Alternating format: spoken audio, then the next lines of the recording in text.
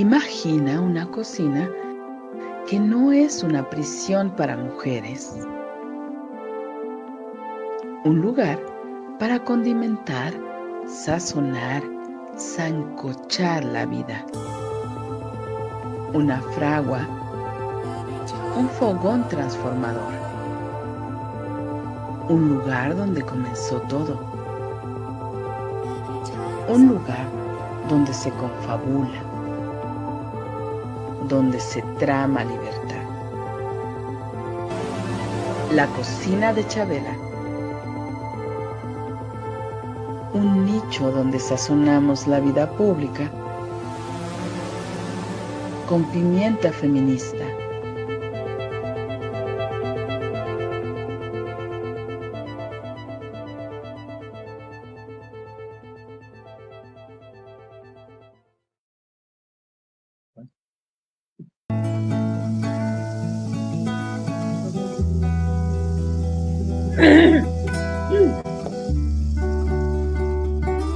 De rebeldías y resiliencias.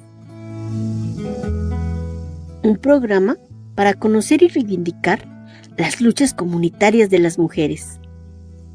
Escúchanos todos los lunes por el Facebook de Violeta Radio a las 18 horas.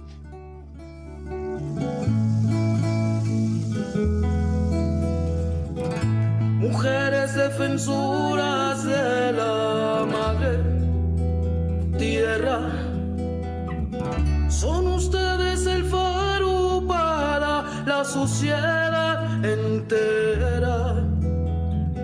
Ponen sus cuerpos, alzan sus voces, lo arriesgan todo por salvar lo que nos queda.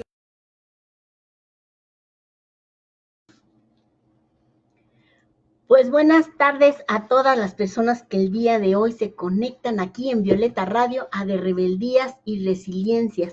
Hoy, 8 de agosto de 2025. Y bueno, recuerden que este programa llega gracias a Veredas AC y Sembradoras Mujeres Momoscas. Y asimismo le mandamos un saludo a Maro Chávez, que es directora de Violeta Radio, y a la maestra Carla Priego, productora de Rebeldías y Resiliencias. Y bueno, pues el día de hoy tenemos al maestro Santos de la Cruz con nosotros. Él es poeta, escritor nahua de Ixcatepec, de Veracruz, y que desde 1997 imparte cursos y talleres en la Ciudad de México, en las alcaldías Tláhuac y Xochimilco, para difundir la lengua náhuatl aquí en la Ciudad de México. Bienvenido, maestro. Muchas gracias. Pues buenas tardes o buenas tardes, noches. Ya estamos listos. Es un gusto tenerlo aquí, maestro, acompañándonos hoy en el programa. Muchas gracias. Igualmente es un gusto para mí. Y bueno, pues yo quería que nos hablara un poquito de este libro que realizaron en colectivo hace algunos años, que se llama Cosmovisión Indígena Contemporánea. ¿Cómo es que logran conjuntarse para realizar este libro, maestro?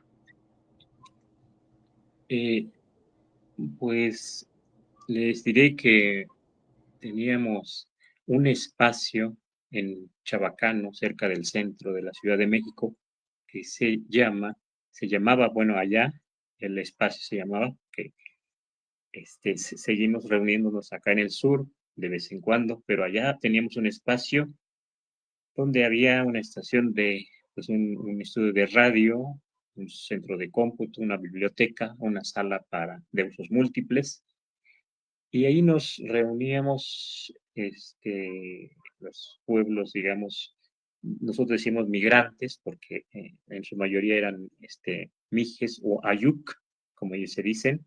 Había mayores mixtecos, zapotecos, el compañero Omar de Guerrero, su lengua ñumbá, y otras lenguas ahí, pero no estaba cerrado totalmente a nada más así como para los pueblos indígenas, sino también otras personas, estudiantes, investigadores, llegaban ahí.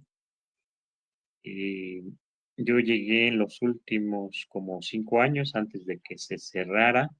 Estaba el compañero Pedro González Ayuc a la cabeza, que finalmente pues ya se nos fue hace algunos años, pero es el que estaba a la cabeza y es el, en parte, pues como siempre, ahí nos reuníamos para platicar del tema indígena, cómo seguir hablando nuestras lenguas aquí en la ciudad, cómo seguir, seguir siendo indígenas en la ciudad, practicar algunas cosas como los rituales, las comidas,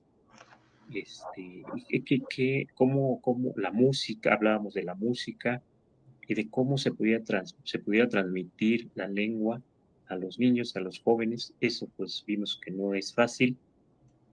Ya los niños nacidos aquí en la ciudad y que van a la escuela en español. Todas esas cosas nos planteábamos aquí como nosotros decíamos migrantes, aunque ya desde ese tiempo algunas personas nos decían, no, ustedes ya no son migrantes, son residentes. Y bueno, y nosotros seguimos con la idea de ser migrantes, ¿no? De decirnos migrantes desde la agrupación. Y ahí, pues lo importante para mí es que discutíamos, platicábamos, reflexionábamos, pensábamos en una descolonización, digamos, utópicamente, como le decían los amigos mijes, o dicen ellos, nos dicen mijes, pero nosotros somos ayuk.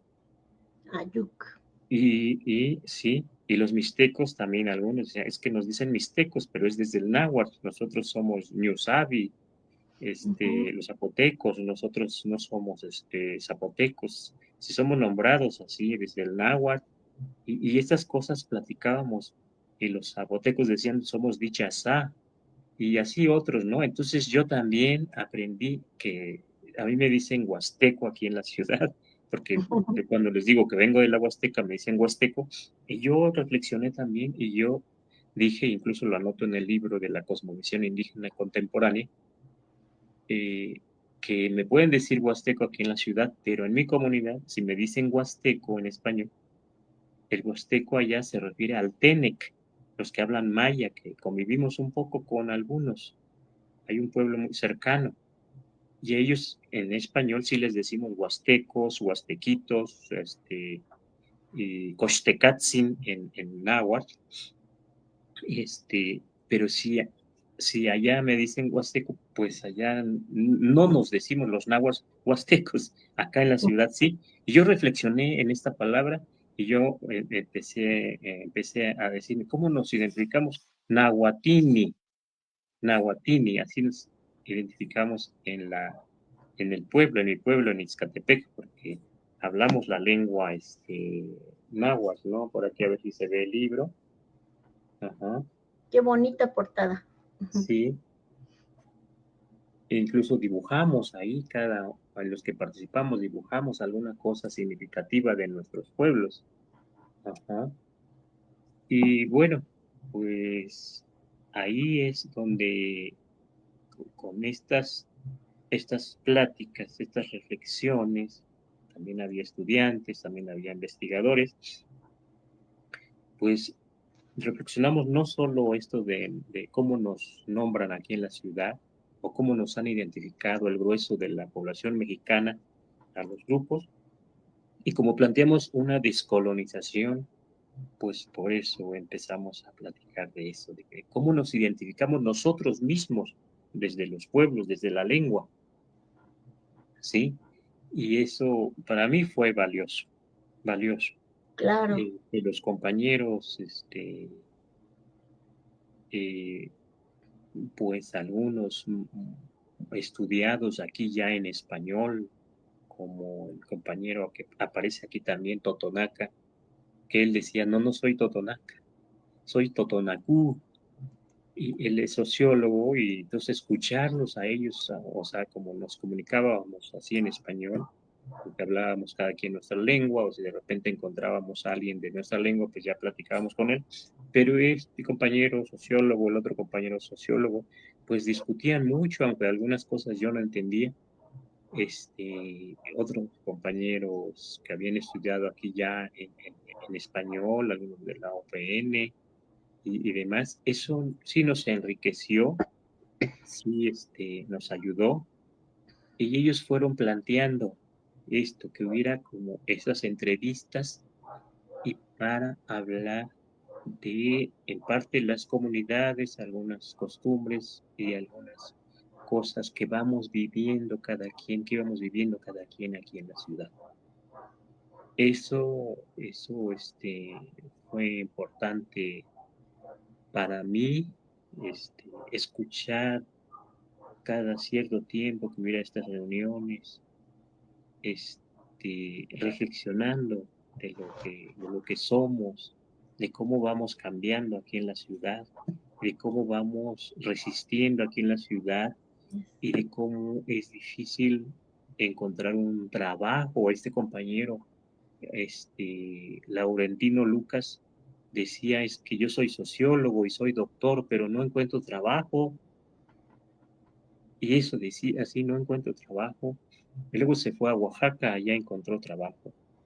Este, Algunos pues sí estaban ya trabajando así bien, ¿no?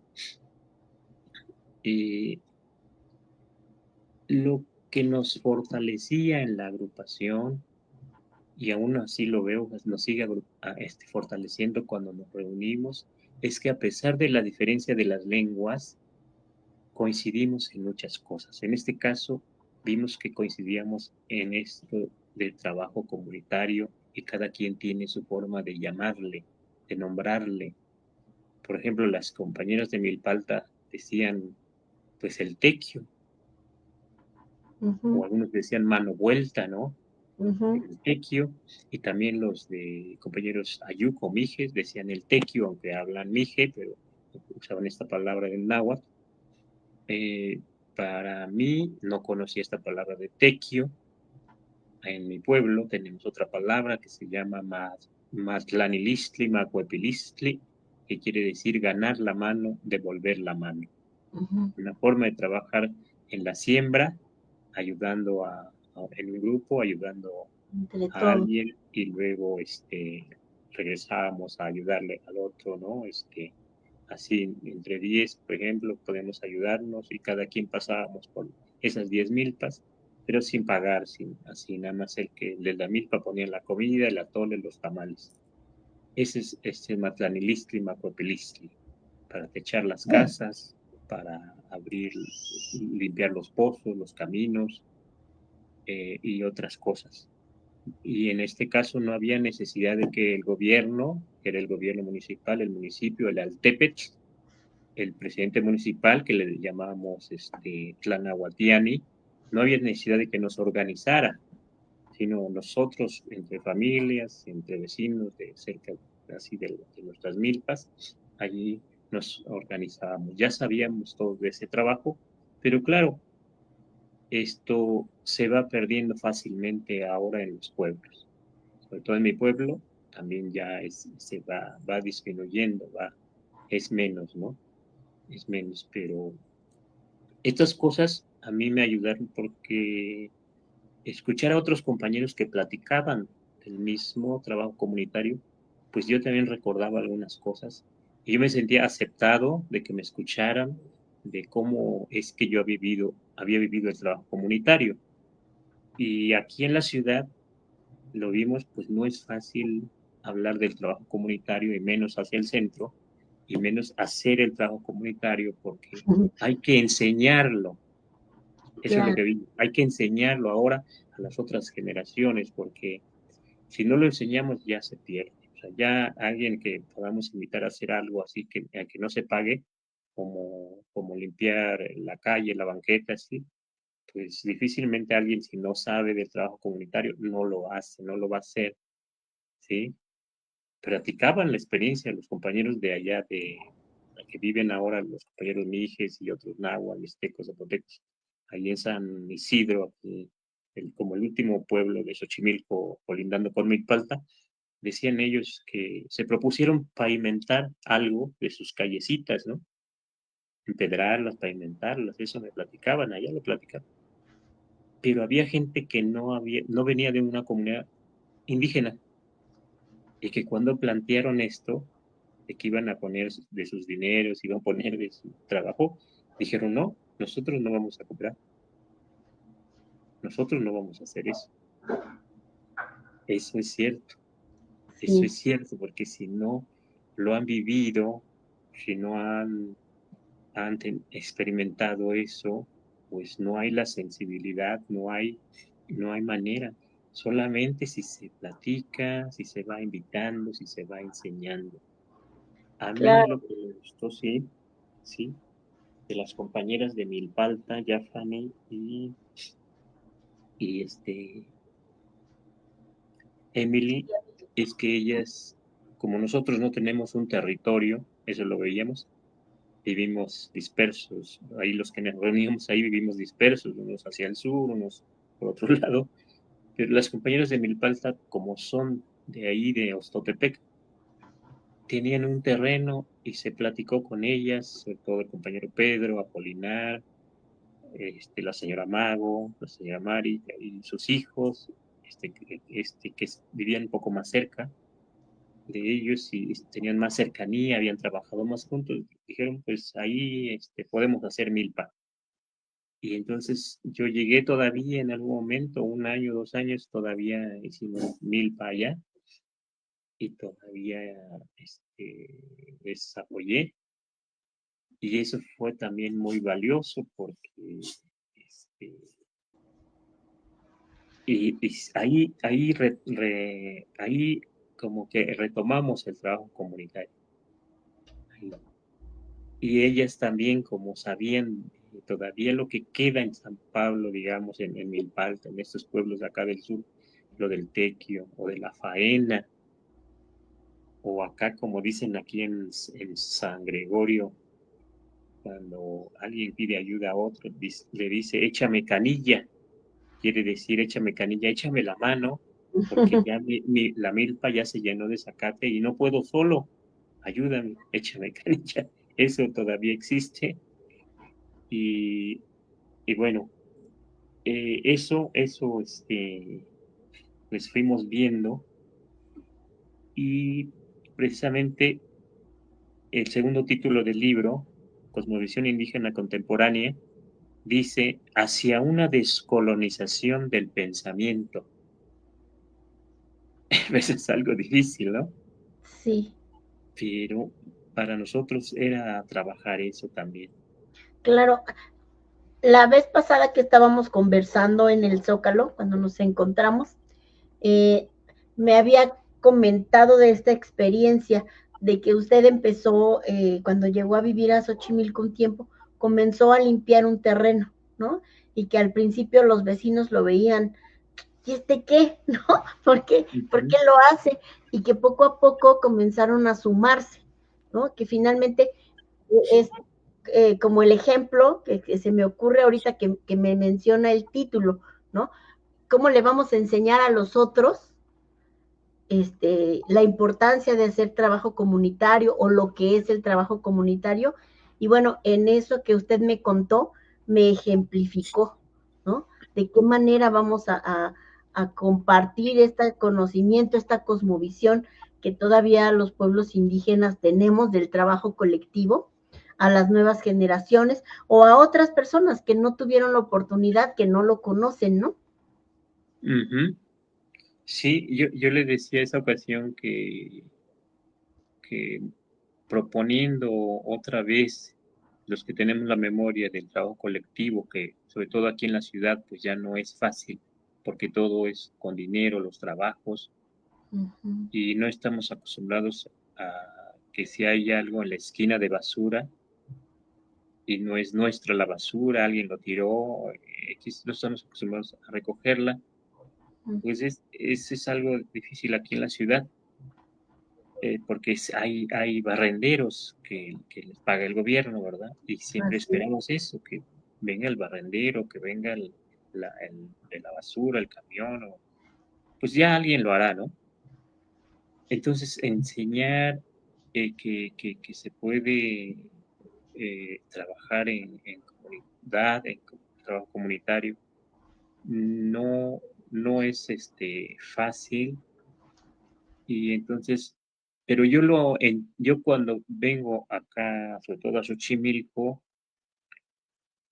lo, lo palpo un poco, lo entiendo un poco, lo veo un poco, y yo pienso que hay que despertarlo, así pienso, así digo, despertarlo, porque le comentaba también que un compañero, un amigo de San Luis Tlaxeltemalco, le digo que él sabía que yo estaba dando clases, pero yo no lo conocía, y alguien le dijo que yo daba clases allá en San Luis Tlaxeltemalco, nos vimos en Nativitas en un evento, y se me acercó y me dijo, yo sé que estás dando clases allá en mi pueblo, pues por eso quiero prestarte un lugar, un espacio. Cuando quieras, te doy la llave. Eso fue muy emocionante, o sea, fue muy, muy gratificante porque eso hacia el centro yo no lo hubiera podido vivir. Ujú. Y eso me dijo él, dice, como estás ahí dando clases de la lengua náhuatl, te voy a prestar ese espacio. Y pues sí, estuvimos ahí como 5 años, ahí hicimos como una escuelita, eso fue muy, muy importante, muy interesante. Y me dijo, no hay problema, nada más tienes que pagar el agua. Eh, eso fue muy valioso para mí. Y entonces Claro, yo entiendo esto, que hay estos pueblos que son de origen náhuatl, de origen indígena, que aunque ya mucho se ha perdido la lengua aquí en Tláhuac, aquí en Xochimilco, hay algo, hay algo que queda, hay algo claro. que queda, y aún en otros como Iztapalapa, otras alcaldías, todavía, ¿sí? Sí, Pero a veces ya no se ve a simple vista hasta que, como digo, vamos, retomando, vamos despertando esto, ¿verdad? Claro, yo sí lo veo como cuando aquí en San Gregorio alguien muere y de repente cierran la calle, ponen unas lonas, ahí está el Tlecuil y todo el mundo dice, pues, no voy a pasar por ahí, o sea, no hay problema de que se enoje la gente, ya es una costumbre, y ahí sí se ve la colectividad, los que llevan con leña, los que claro. Que el ayudan, todo arroz, que eso. el Sí, refresquito. ajá, entonces ahí está, pero pienso que también podemos despertarlo, podemos retomarlo y llevarlo a otras actividades, a otras cosas. Sí, pero Claro. pues eso no es fácil, ¿no? Por eso es descolonizar el pensamiento, así lo planteábamos en la asamblea. Sí, sí, sí, porque finalmente la educación viene como muy individualista, ¿no? Desde que estás niño, siempre hay que competir con el otro para ver quién es el más aplicado, aplicada, y eso nos va, en lugar de unirnos, pues nos va segregando, ¿no? No como en las comunidades, ¿no? Que se hacen muchos trabajos colectivos, como usted menciona, ¿no? Simplemente en los sepelios es donde se sigue realizando de manera colectiva, ¿no? Y creo que esa es parte del trabajo difícil que tenemos las personas que todavía pensamos que es importante la colectividad en las comunidades, que es una forma de rescatar esa cosmovisión. Maestro, y cuéntenos, durante este trabajo que realizaron y ya ahorita que lo están presentando, ¿cómo lo recibe la comunidad cuando empiezan a hablar de la importancia de retomar la colectividad, el trabajo colectivo, que es por el bien común? ¿Cómo lo recibe la gente que no ha trabajado, que no conoce esta parte como nosotros, ¿no? Que sí estamos eh, en, o que hemos crecido en ámbitos donde todavía hay alguna reminiscencia de lo que es el trabajo colectivo. Uh -huh. Bueno, depende de dónde se presente, pero afortunadamente, sobre todo acá en los pueblos, hay gente que sí se reconoce, se ve, digamos, en el libro, cuando se habla de la colectividad, de la comunalidad, se ve ahí, se identifica, ¿sí? Hay, sobre todo acá hacia el sur, hacia los pueblos, eh, o en las comunidades donde se habla la lengua náhuatl, como en Morelos, que también lo presentamos, sí hay una buena recepción, pero para otros es como algo nuevo,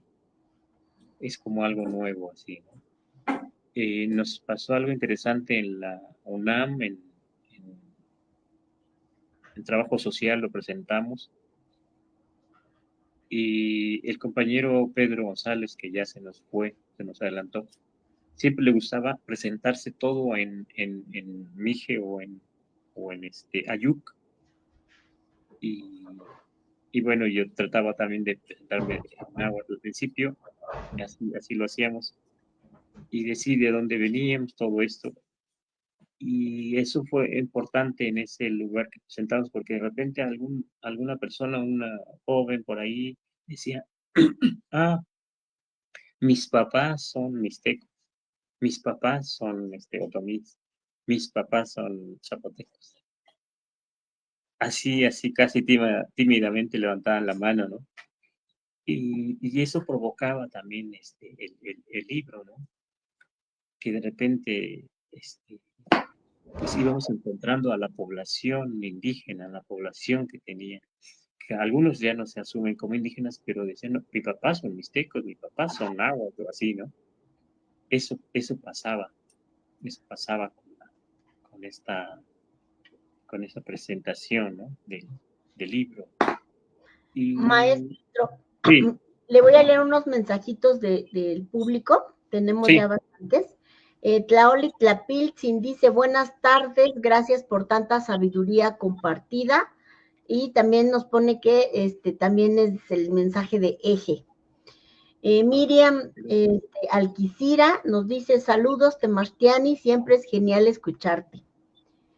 Alejandra Momoshka nos dice saludos y también nos dice un tema de vital importancia, felicidades Maestro Santos. Atacate nos dice saludos, me encanta este programa.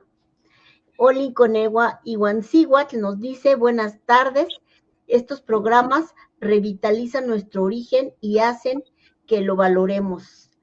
Gracias. Cultura Joven de Milpalta nos dice, aquí andamos escuchando tan interesante programa. sí, gracias, saludos a todos, a Excelente todas. entrevista también. Tiene muchos fans, maestro. Es que bueno que puedan leer nuestro libro.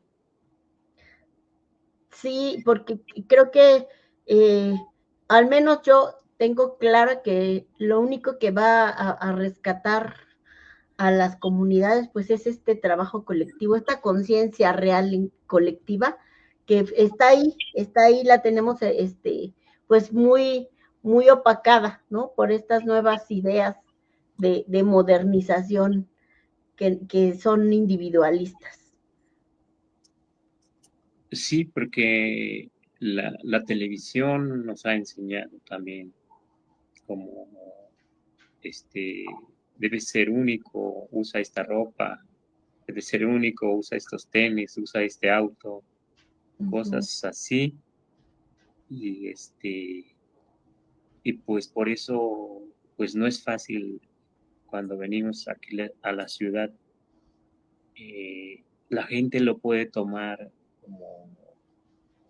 como algo atrasado o como algo como tonto, porque ¿por qué no quiere ganar dinero, no? Eso también no es fácil para nosotros, ver la economía aquí de la ciudad, también no es fácil verlo, aprenderlo. Yo yo empecé a dar clases hace tiempo y sí me costó trabajo pensar, bueno, hace tiempo, que yo podía cobrar por enseñar la lengua náhuatl. Fui gradualmente, despacio, así, ya aprendiendo a cobrar. Ajá.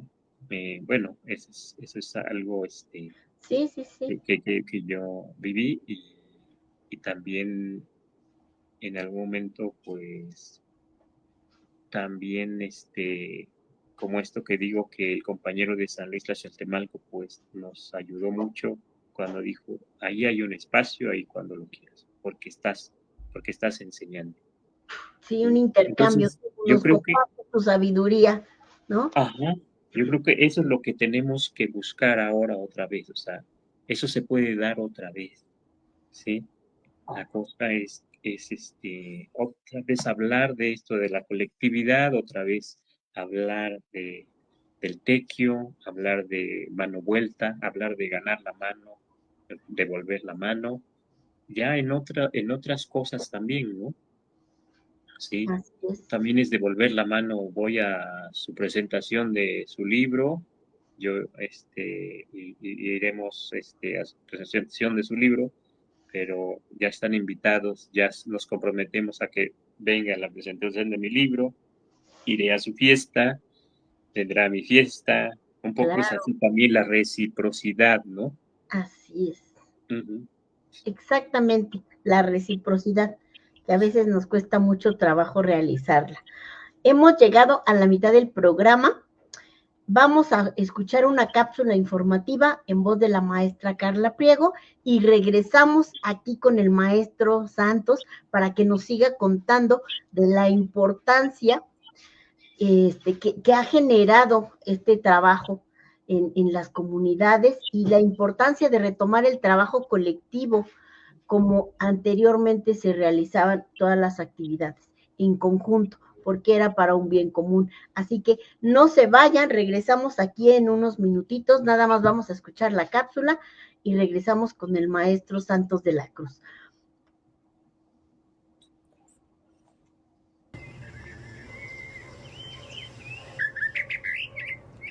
Una de cal por dos de arena. Cápsula noticiosa sobre sociedad y medio ambiente. Contenidos Carla Priego Martínez. Producción Carla Priego y Flor Chavira. En colaboración con Violeta Radio. Y comenzamos.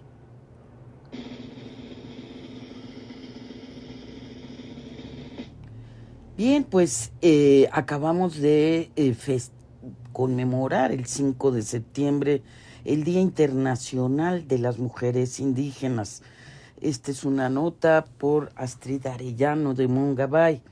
En el Día Internacional de las Mujeres Indígenas, más que celebrar, se conmemora su lucha, su memoria y sus contribuciones. Las mujeres indígenas no solo sostienen la vida en sus territorios, son defensoras activas del agua, las semillas, los saberes ancestrales y la biodiversidad en todo el planeta.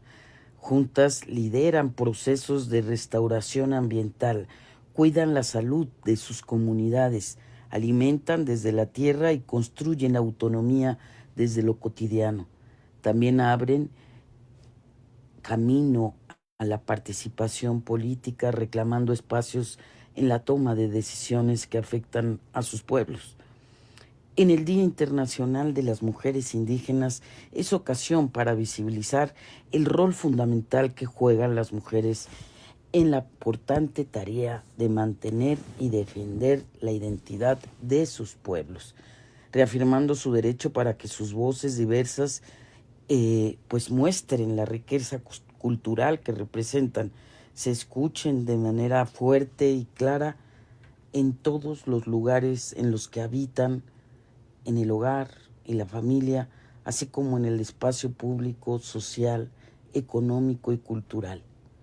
La Convención para la Eliminación de todas las formas de discriminación contra la mujer, la CEDAW por sus siglas en inglés, adoptó en 2022 la Recomendación General 39 sobre los derechos de las mujeres y niñas indígenas en la que pide a los estados que desarrollen y apliquen políticas integrales para proteger mejor sus derechos humanos.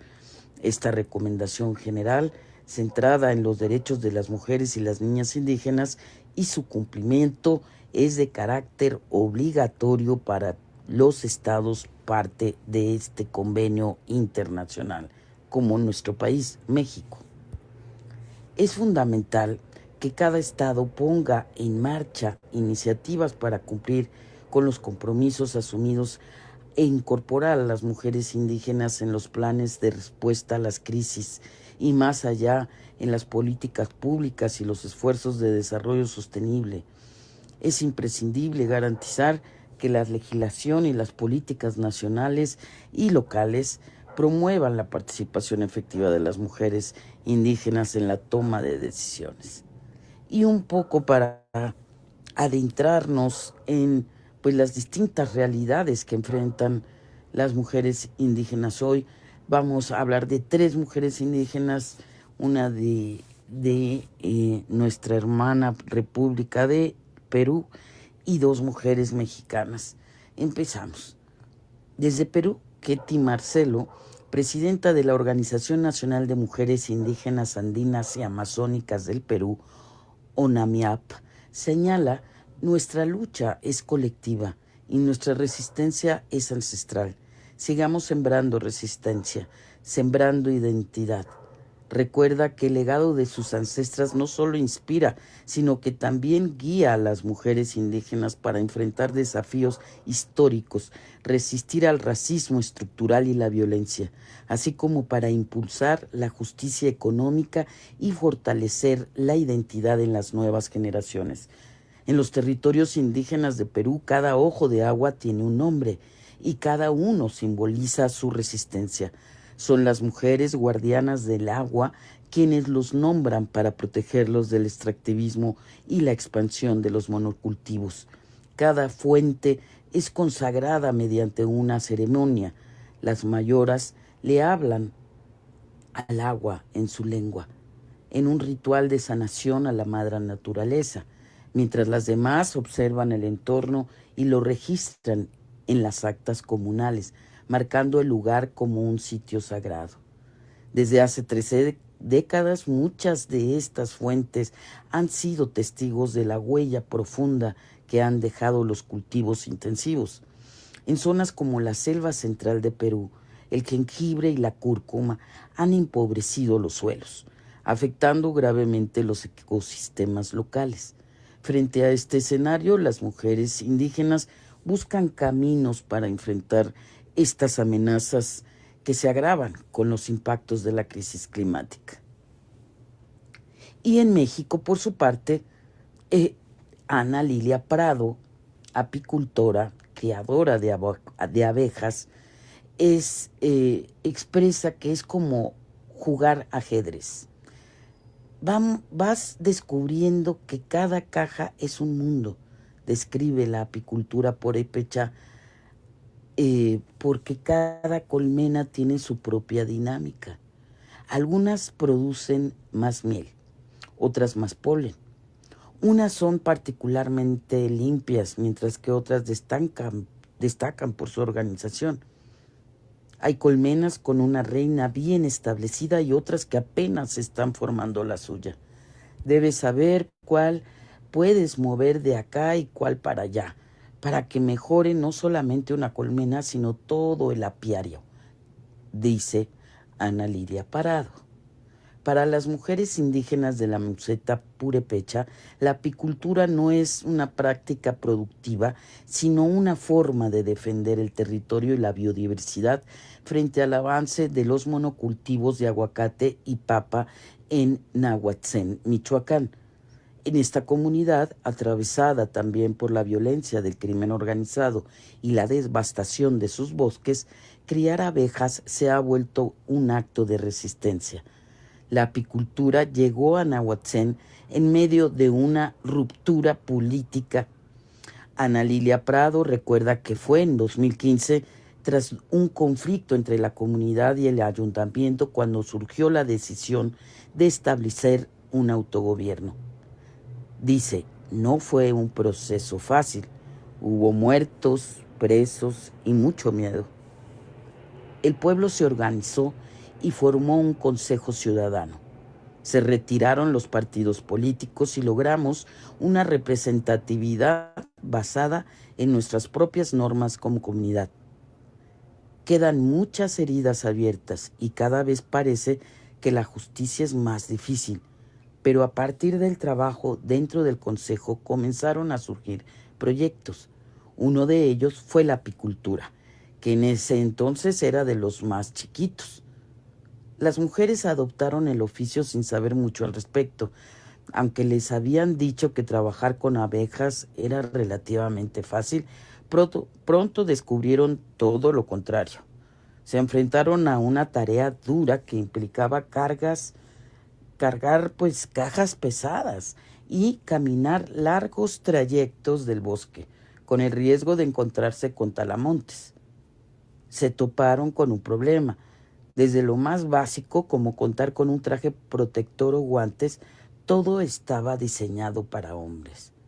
Su reto no solo fue rediseñar el equipo para adaptarlo a sus cuerpos, sino también conseguir recursos y buscar formas de capacitarse, ya fuera con especialistas o por su cuenta, enfrentando incluso el machismo dentro de su propia comunidad y sabotajes técnicos por parte de los hombres.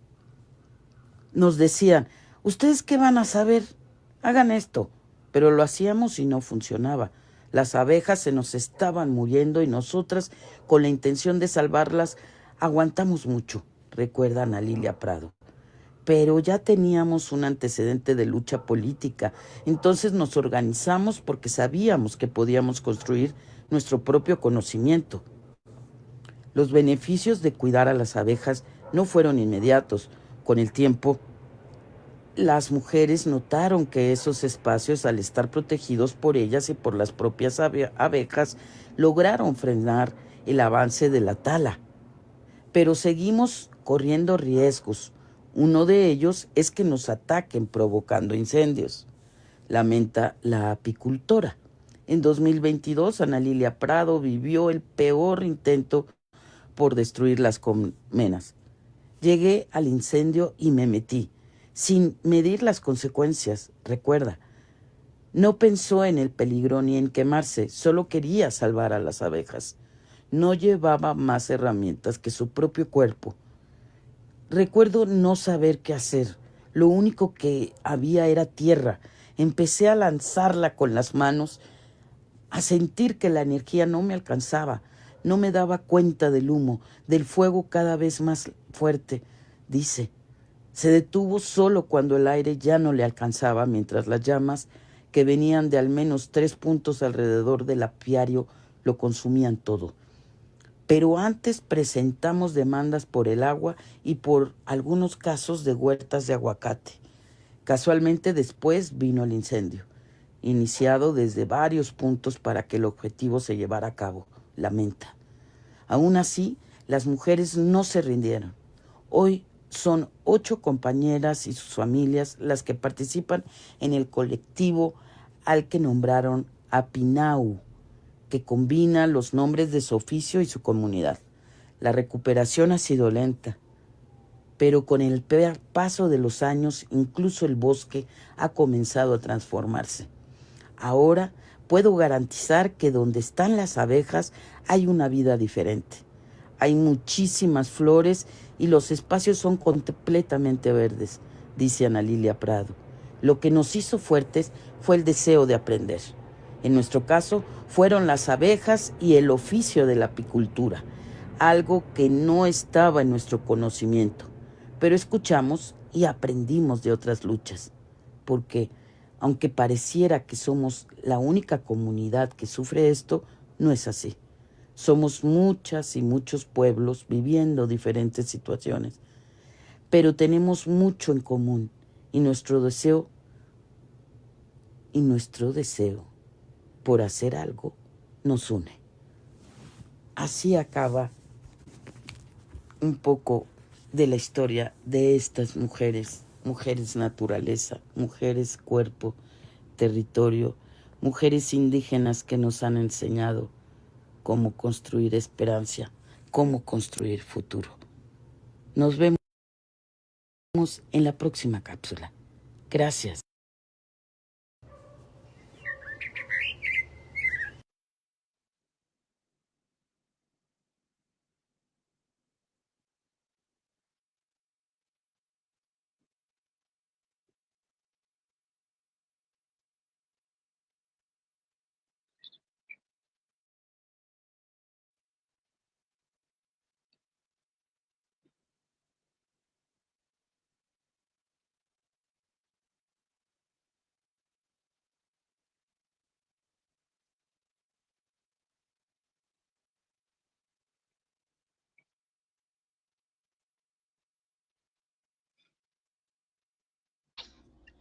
Regresamos aquí ya a De Rebeldías y Resiliencias. Yo estoy aquí hablando y no me doy cuenta que tengo el micrófono apagado. Regresamos aquí con el maestro Santos de la Cruz para que nos siga comentando sobre la importancia de este libro de Cosmovisión Indígena Contemporánea, que nos habla de este trabajo que por muchos años en las comunidades se ha realizado. Y maestro, a mí me gustaría que nos comentara cuáles son las propuestas desde su perspectiva para ayudar a retomar este diálogo y acciones colectivas que se han dejado de lado. Bueno, desde la asamblea, lo que decíamos era, pues si seguimos hablando nuestras lenguas, no las olvidamos, si escribimos, si trabajamos en ella, la enseñamos, hablando las lenguas, ahí va cómo es que nos organizamos en la sociedad, en la comunidad, cómo es que es ese trabajo comunitario, cómo es se hace, como decimos, se limpia un camino. Desde ahí pensábamos nosotros, reflexionábamos, que cuando ya la lengua se pierde en una comunidad, se pierde mucho de esta idea comunitaria, de esta idea de hacer trabajo en conjunto, ¿sí? Y entonces por eso, pues también hacíamos cápsulas, también hacíamos cuadernos de trabajo, también hacíamos trabajo de sensibilización. Los compañeros estuvieron capacitando en su momento a funcionarios que supieran cómo pensábamos, que supieran cómo nos identificábamos, que supieran de cómo trabajábamos ahí en la asamblea. Nos dimos cuenta que es mucho, pues sí, mucho el trabajo, pero sobre todo como asamblea, como agrupación, nos fortalecíamos. A veces nos reuníamos para, la propuesta es reunirnos cada quien con llevar su comida, una comida típica, digamos, una comida de nuestros pueblos, y lo compartíamos. Eso nos agrupaba, nos ayudaba, pero también las bebidas, también la música. Como decían los compañeros, debemos seguir siendo nahuas, debemos seguir siendo mixtecos, debemos seguir siendo zapotecos. Uh-huh. Y ¿cuál cree usted, maestro, que pudo haber sido uno de los factores que generaron esta ruptura del tejido social comunitario? Pues varios factores. Desde nuestras comunidades, pues yo lo que veía en mi comunidad, también ya hay mucha migración hacia Estados Unidos, y entonces, pues ya cuando regresan los jóvenes ya no quieren hablar la lengua, o también cuando vamos a las ciudades desde allá, desde esa parte en la Huasteca, hacia Monterrey, hacia México, Tampico, Reynosa, igual también se va perdiendo, se va uno aislando al perder la lengua. se va uno separando de una generación, de otra, del abuelo, de así, el joven que ya no contestaba, de repente ya no contestaba en náhuatl, aunque supiera, ya contestaba en español. Así nos pasa. Sí.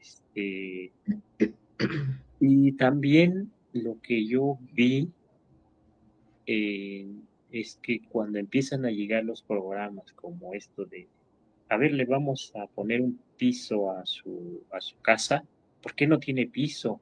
Casi como usted es muy pobre porque no tiene piso, pero nosotros estábamos acostumbrados a vivir así con el piso de tierra, se le pone agüita y pues se limpia, se barre los patios, todo, así estamos acostumbrados.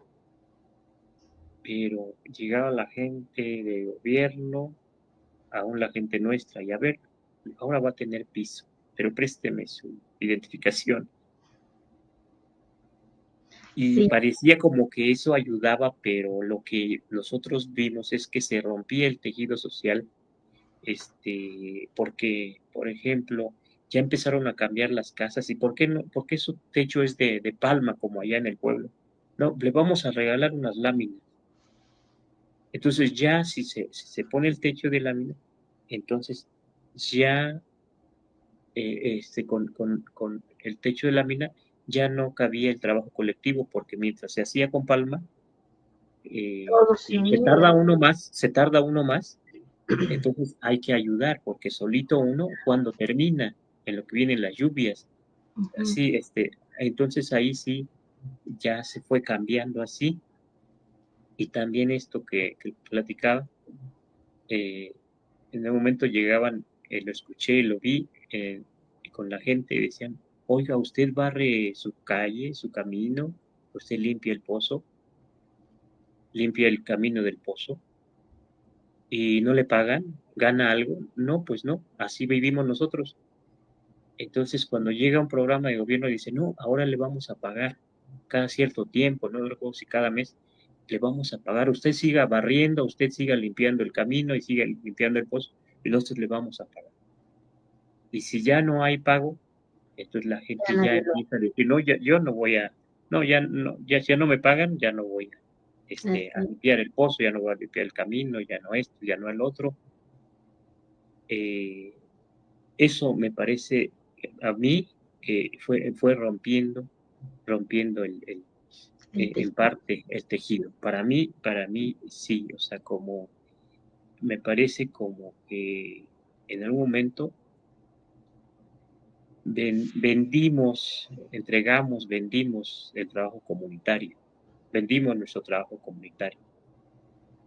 Así es. Así lo fuimos vendiendo, lo fuimos olvidando en parte.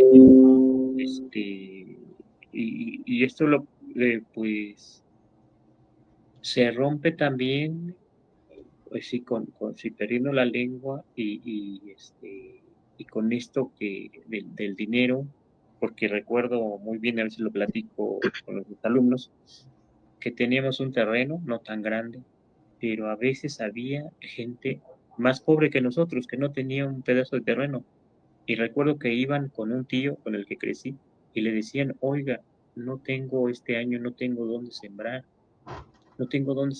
oiga, présteme un pedazo y dígame cuánto me va a cobrar o si vamos a la mitad con los maíces, porque quiero sembrar.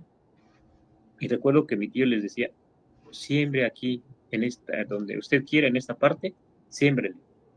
No le voy a cobrar. Usted, si quiere sembrar, siémbrele y llévese todo el maíz. O sea, eso era colectividad también. Claro. O sea, pero eso ya no lo podemos encontrar ahora, es muy difícil también. Las comunidades, o el agua, nosotros teníamos en un terreno más o menos, no tan grande, pero sí teníamos agua, porque nosotros también, por la cosmovisión, hacíamos los pozos, podíamos saber dónde había agua, y eso lo platico aquí en el libro también.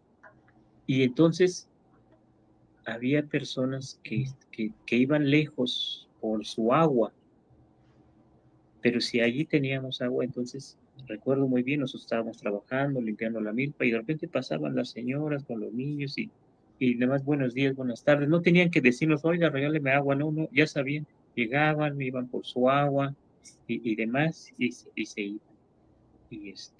Y no había problema. Claro, La leña también, cuando alguien tumbaba un monte más o menos grande y había leña y podíamos entrar, yo mismo entraba a otros como potreros que llamábamos muy grandes y íbamos por la leña, pero después ya esto se fue restringiendo también porque ya fue entrando más esta idea del dinero, pero también yo lo vi, es porque fuimos perdiendo la lengua náhuatl. claro, sí, la esencia. Sí, ajá.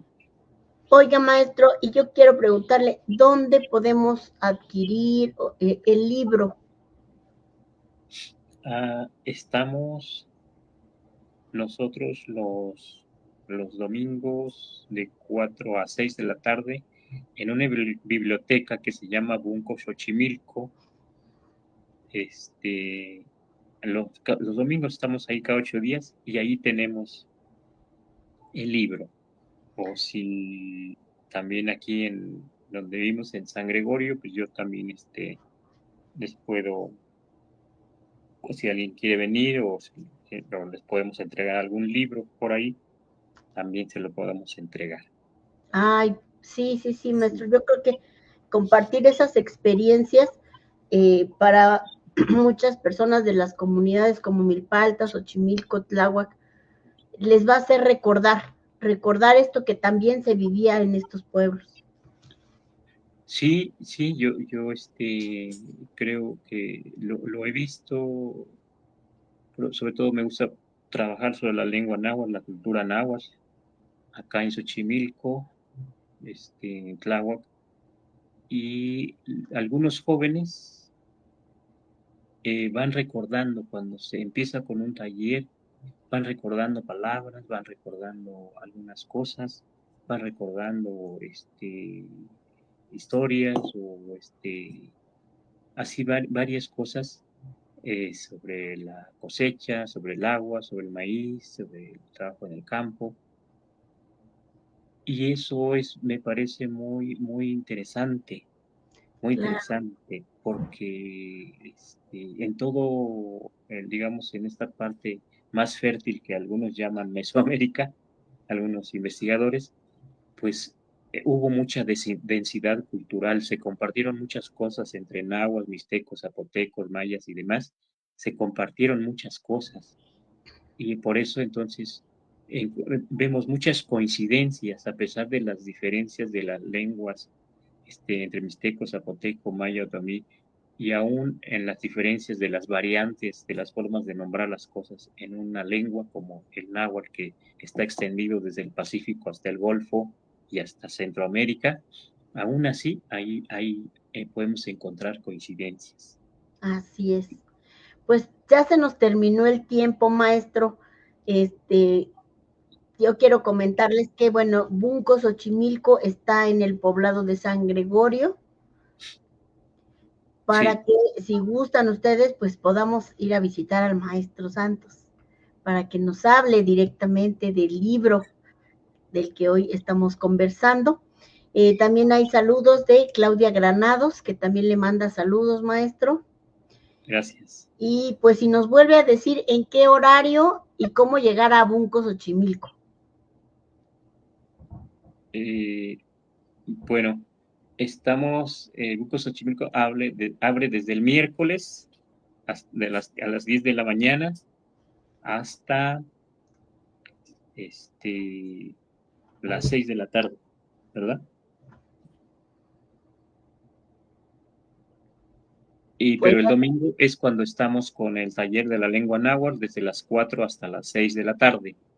domingo, de Sí. 4 a 6, ahí en Bunco Xochimilco, por si están interesados en acercarse a este espacio. Esperemos muy pronto entrevistar también a las personas que coordinan este espacio que tiene muchos años generando estos encuentros comunitarios y, por ejemplo, pues el maestro Santos de la Cruz, pues comparte ahí un poco de la lengua y de la cosmovisión que él tiene, y pues hoy nos habló sobre la importancia de este libro que nos habla sobre la cosmovisión indígena contemporánea. Y bueno, esto fue de Rebeldías y Resiliencias aquí en Violeta Radio Nos vemos dentro de 8 días. Muchas gracias, maestro, por haber aceptado la invitación. Gracias a usted, a ustedes, a todos. Saludos. Gracias.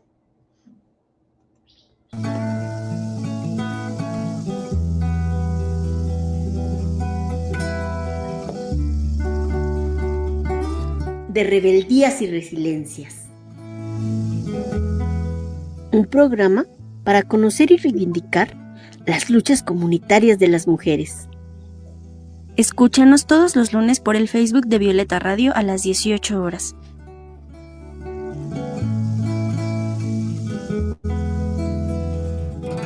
Mujeres defensoras de la madre tierra, son ustedes el faro para la sociedad entera. Ponen sus cuerpos, alzan sus voces, lo arriesgan todo por salvar lo que nos